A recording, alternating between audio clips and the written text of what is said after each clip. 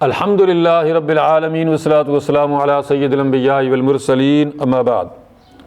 فاعوذ باللہ من الشیطان الرجیم بسم اللہ الرحمن الرحیم۔ آج ہم تراویح میں پڑھیں گے 16واں سپارہ، اور اس میں سورۃ الکہف کا آخری حصہ، سورۃ مریم اور سورۃ طٰہٰ ہیں۔ اور سورۃ کہف کے ابتدائی حصے میں اللہ رب العزت نے اصحاب کہف کا واقعہ بیان فرمایا، اور اس کے بعد کئی اور واقعات بھی بیان فرمائے، جن میں اہم واقعہ جو ہے موسیٰ علیہ السلام کا ہے، اور ان کے ساتھ جو بزرگ ہیں جن کے بارے میں خیال زیادہ تر یہی کیا جاتا ہے کہ وہ خضر علیہ السلام تھے۔ بہرحال جو بھی تھے اللہ کے بندے تھے، اللہ نے ان کو خصوصی علم دے رکھا تھا، اور اللہ کے حکم سے ہی وہ بہت سارے وہ کام کر رہے تھے جو اللہ کے نبی کے سامنے وہ کام ٹھیک نہیں تھے۔ تو اس میں یہ دکھایا گیا ہے کہ اللہ تعالیٰ کی حکمتیں، اللہ تعالیٰ کے راز صرف وہی جانتا ہے۔ ہاں، ان حکمتوں، ان رازوں سے اگر وہ کسی کو آگاہ کر دیتا ہے تو یہ ایک استثنائی بات ہے، یہ ایکسیپشنل معاملہ ہے کہ اللہ تعالیٰ اپنے رازوں، اپنی حکمتوں سے کسی کو آگاہ کر دے، جیسا کہ ان بزرگ کو یعنی خضر علیہ السلام کو اللہ نے آگاہ کیا تھا، اور جب کہ اللہ کے نبی موسیٰ علیہ السلام کو ان رازوں کا علم نہیں تھا۔ تو یہ وہ چیزیں دکھائی ہیں اللہ رب العزت نے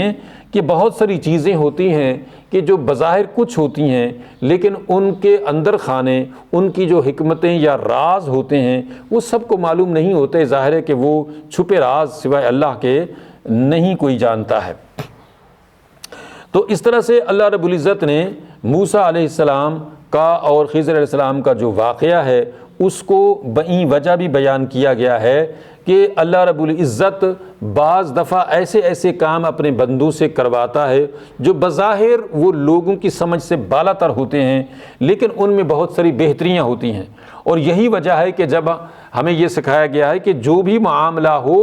آپ اس میں صبر اور شکر سے کام لیں، کیونکہ آپ اس کام کی حقیقت سے آگاہ نہیں ہیں۔ یہ سارے معاملات جو ہوتے ہیں وہ صیغہ راز میں ہوتے ہیں، اور اللہ رب العزت کو ان سب کا پتہ ہوتا ہے۔ اس لیے حدیث میں آیا ہے کہ مومن کے لیے ہر حال میں بھلائی ہی بھلائی ہے۔ اس کو اگر مصیبت پہنچے اور اس پہ وہ صبر کرے تو اس صبر کی وجہ سے اس کے لیے بھلائی ہے، اور اگر اس کو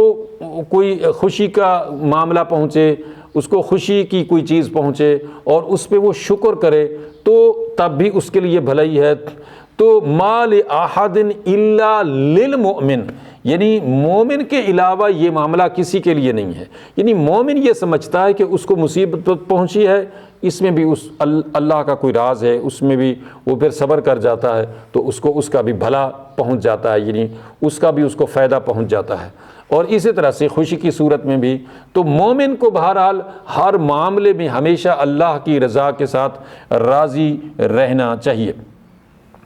اور پھر ذوالقرنین کا واقعہ بیان کیا گیا ہے کہ اللہ رب العزت نے ان کو ایک طویل حکومت دی تھی اور ان کو قوت اور طاقت عطا فرمائی تھی، اور وہ اللہ کے نیک بندے تھے، تو ان کا وہ تذکرہ جو ہے پورے ایک رکوع کے اندر بیان کیا گیا۔ اور اس کے بعد اس سورت یعنی کہف کا جو آخری رکوع ہے اس کے اندر اللہ رب العزت نے ارشاد فرمایا کہ افحسب الذین کفروا ان یتخذوا عبادی من دونی اولیاء، کیا جو کافر ہیں وہ یہ سمجھتے ہیں کہ وہ میرے بندوں کو مجھے چھوڑ کر اپنا کارساز بنا لیں گے اور وہ ان کے کام آ جائیں گے؟ انا اعتدنا جہنم للکافرین نزلا، ہم نے ایسے کافروں کے لیے جہنم بطور مہمان نوازی کے تیار کی ہے۔ مثلا حضرت عیسیٰ علیہ السلام اللہ کے بندے اور رسول ہیں، اور ہم سب ان کو اللہ کا بندہ اور رسول مانتے ہیں۔ عیسائیوں نے ان کو اتنا بڑھا چڑھا دیا کہ اللہ کا بیٹا بنا دیا، خدا بنا دیا، ان کی محبت میں زیادتی کرتے ہوئے، غلو کرتے ہوئے، جو کہ بالکل بھی ان کے شایان نشان نہیں ہے۔ بئی وجہ انہوں نے خدا کو تو مانا، لیکن خدا کے ساتھ، اللہ کے ساتھ، اللہ کے بندے اور اس کے رسول کو اس کا حصہ بنا دیا، اس کا بیٹا بنا دیا، بئی وجہ وہ گمراہ ہو گئے اور اس طرح سے وہ خود جہنم کا ایندھن بن گئے، حالانکہ اللہ کے نبی عیسیٰ علیہ السلام نے ان کو ایسی کوئی تعلیمات نہیں دی تھی۔ پھر فرمایا قل هل ننبئکم بالاخسرین اعمالا، ان سے اے رسول یہ کہیے کہ کیا میں تمہیں یہ نہ بتاؤں کہ یعنی سب سے زیادہ خسارہ پانے والے لوگ اعمال کے لحاظ سے کون ہیں؟ وہ لوگ ہیں الذین ضل سعیہم فی الحیات الدنیا، وہ لوگ ہیں کہ جنہوں نے اپنی ساری کوششیں جو دنیا میں کی تھی نا وہ ساری کی ساری بیکار گئیں۔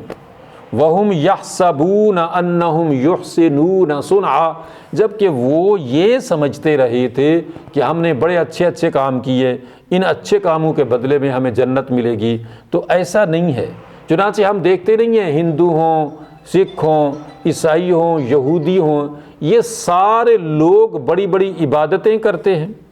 بڑی بڑی خیرات کرتے ہیں، بڑے بڑے ہسپتال بناتے ہیں، لیکن ان کو ان کے کسی عمل کا اس لیے آخرت میں جنت کی صورت میں بدلہ نہیں ملے گا کہ ان کا ایمان ہی درست نہیں ہے،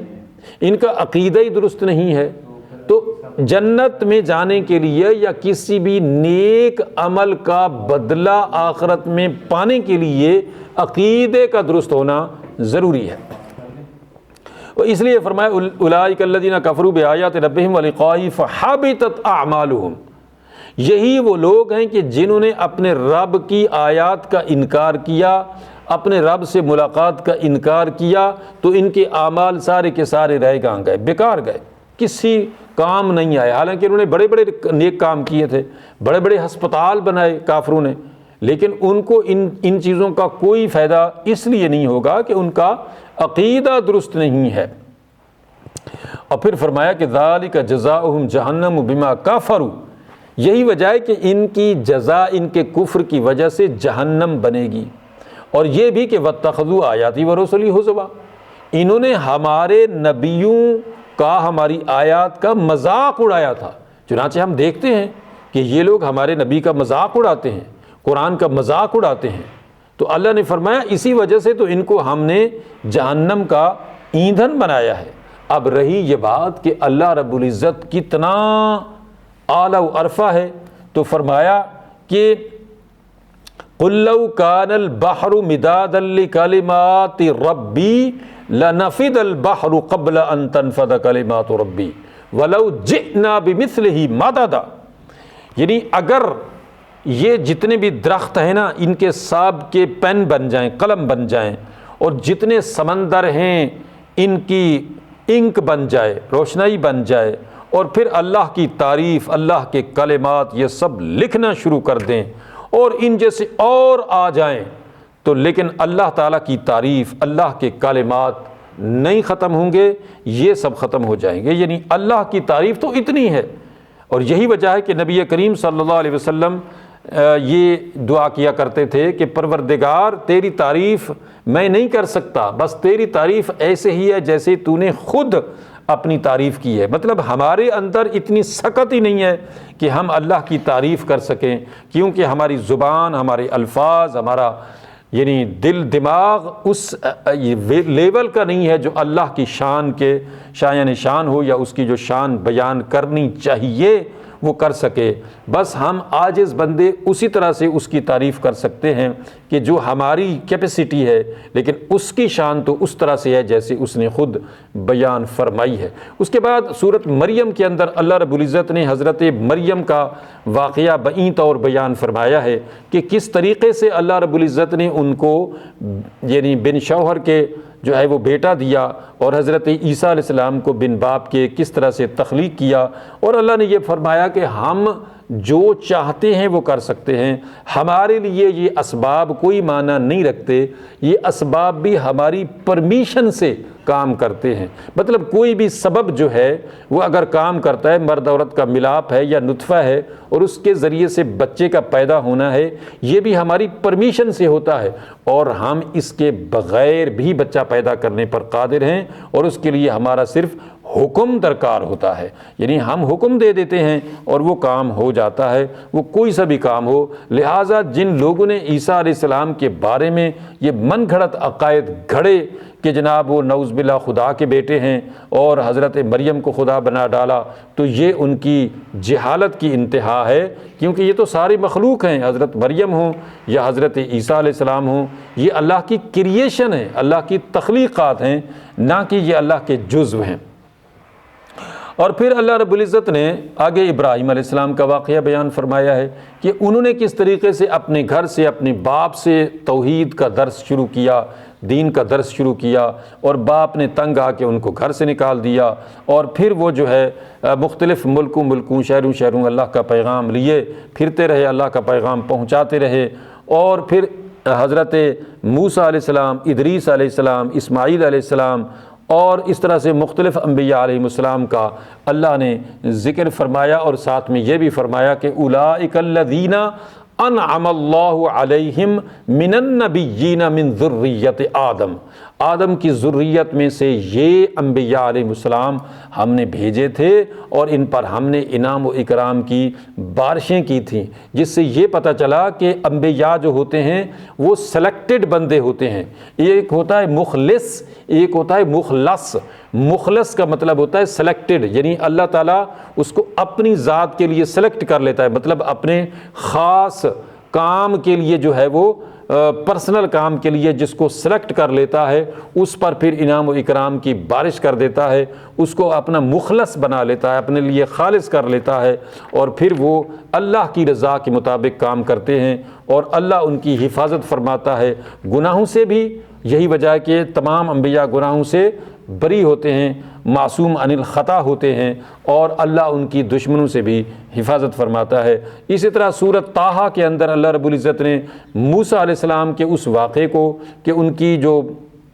یعنی نبوت کا جو شروعات ہیں اور کس طرح سے ان کو معجزے دیے گئے، کس طرح سے وہ فرعون کے دربار میں پہنچے، اور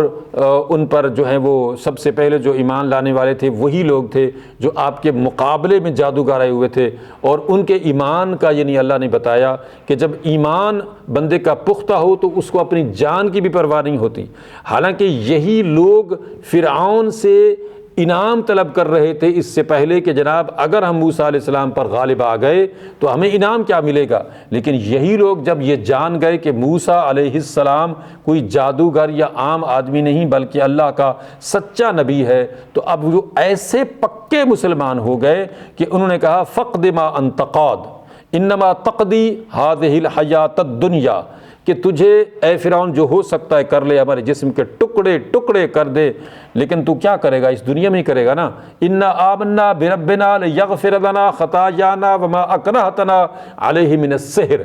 ہمیں تو یہ امید ہے کہ ہمارا رب ہمیں معاف کر دے گا کہ ہم نے اس سے پہلے جو خطائیں کی ہیں اور جو ہم کفر اور شرک میں زندگی گزارتے رہے ہیں، اللہ تعالی ہمیں معاف کر دے، اور ہمیں اور کیا چاہیے۔ اور پھر اللہ نے فرمایا انہ من یأت ربہ مجرما فإن لہ جہنم لا یموت فیہا ولا یحیا، جو بھی کوئی مجرم بن کے میرے پاس آئے گا نا میں اس کو ہمیشہ کے لیے جہنم میں ڈال دوں گا۔ تو پھر یہ ہے کہ وہاں پہ نہ وہ کبھی یعنی وہ زندہ رہے گا، نہ وہ جو ہے وہ مرے گا، یعنی موت بھی نہیں آئے گی اور زندگی والی یعنی زندگی بھی نہیں ہوگی، موت اور حیات کے کشمکش میں وہ مبتلا رہے گا۔ لیکن اس کے مقابلے میں جو ہے وہ من یأتہ مؤمنا قد عمل الصالحات فاولئک لهم الدرجات العلی، جو مومن بن کے آئے گا، نیک بن کے آئے گا، اس کے لیے جنت ہے، اس کے لیے نعمتیں ہیں۔ اور اسی طرح سے پھر فرمایا کہ من اعرض عن ذکری فإن له معیشۃ ضنکا ونحشرہ یوم القیامۃ اعمی، کہ جو بندہ میری یاد سے روگردانی کرے گا تو میں اس کی معیشت تنگ کر دوں گا اور اس کو قیامت کے دن اندھا کر کے اٹھاؤں گا، کیونکہ اس نے میری یاد سے منہ موڑا، میرے احکامات سے منہ موڑا، تو پھر اس کے لیے یہی سزا بنتی ہے۔ اللہ تعالی سمجھنے عمل کرنے کی توفیق عطا فرمائے۔ وآخر دعوانا ان الحمد للہ رب العالمین۔